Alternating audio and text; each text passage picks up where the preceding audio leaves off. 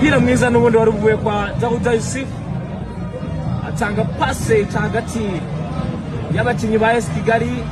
usanga Djibril wataragaze wenyine uburangare bw'abadefenseri ba AS Kigali batigeze bita kureba umupira mwiza n'ubundi wari uvuye kwa Dawuda Yusufu atanga passe hagati y'abakinyi ba AS Kigali usanga Djibril wataragaze wenyine uburangare bw'abadefenseri ba AS Kigali batigeze bita kureba umupira mwiza n'ubundi wari uvuye kwa Dawuda Yusufu atanga passe hagati y'abakinyi ba AS Kigali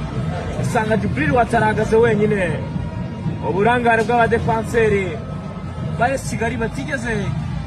bita kureba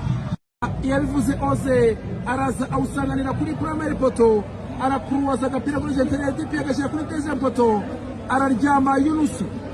kuko biranga umuzamu Adolphe nawe aryamye biranga nigira kirema nubwo yiramye ashaka gutambika ukuguru ariko biranga n'umuzamu aryamye biranga AS rero ikaba yishyuye igitego itangiye cya kabiri iri hejuru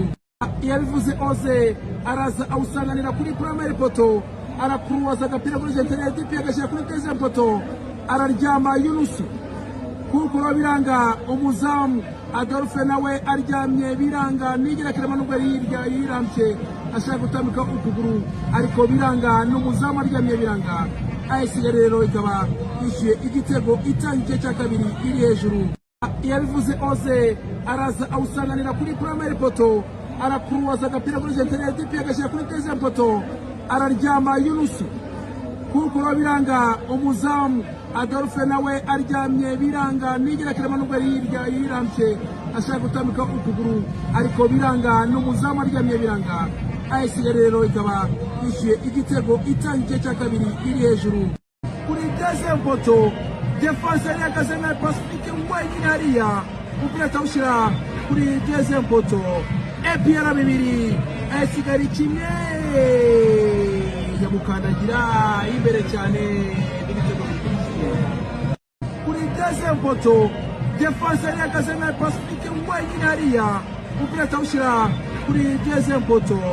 EPR bibiri AS Kigali kimwe yamukandagira imbere cyane n'ibitego kuri deuxième poto defenseur yagaze na Pacifique wenyine hariya umupira atawushyira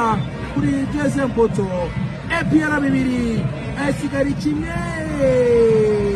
yamukandagira imbere cyane n'ibitego kuri deuxième poto defenseur yagaze na Pacifique wenyine hariya umupira atawushyira kuri deuxième poto EPR bibiri AS Kigali kimwe yamukandagira imbere cyane